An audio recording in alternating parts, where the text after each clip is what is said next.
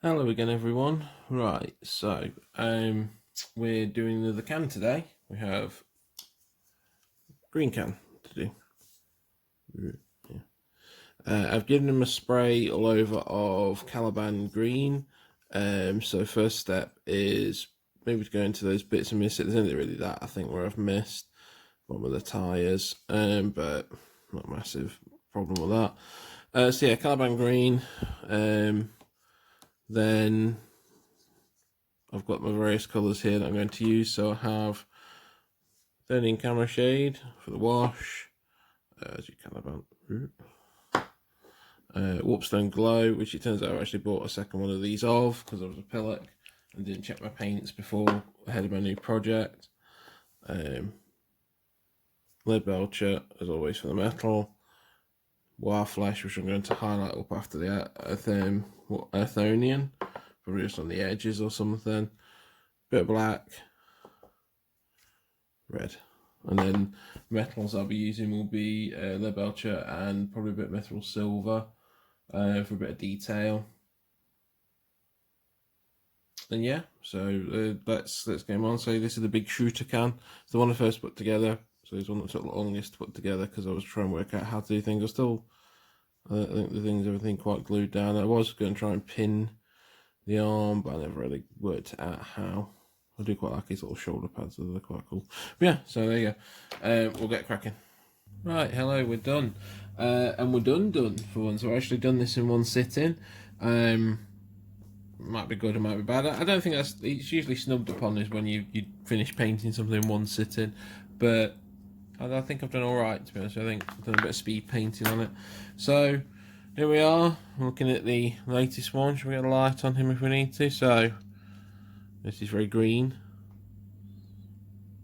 Very simple, just gone for a dark green. There's Caliban green spray undercoat, and then I've just had a dry brush of, I don't even thingy paint, I was dry brushed lead belcher over metal bits and done Agrax Earth shade as usual, wash on them and the tyres, give them a bit of definition on the tyres. The green, the lighter green is Warpstone Glow. So it's nice to see how that'll come together for a future thing. You see a little bit of silver on there. Obviously going to do the slow reveal of the front, bring him around. There you go.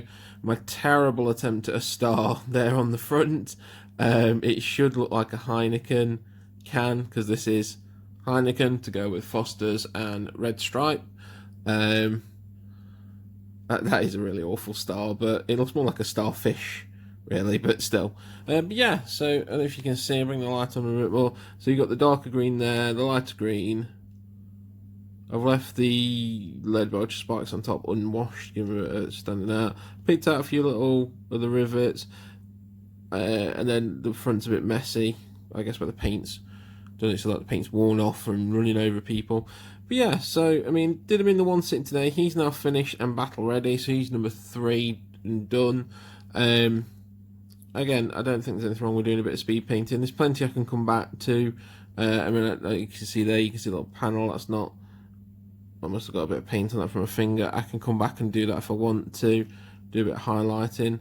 No, I think I'm going to say that he's done, to be honest with you. But yeah, so he will go with the other two. The last one is was spray undercoated white. You can have a guess at what that might be. This one originally was going to be Carlsberg, but I couldn't think of a way to get the more metallic-y, silvery paint, so I went with Heineken instead.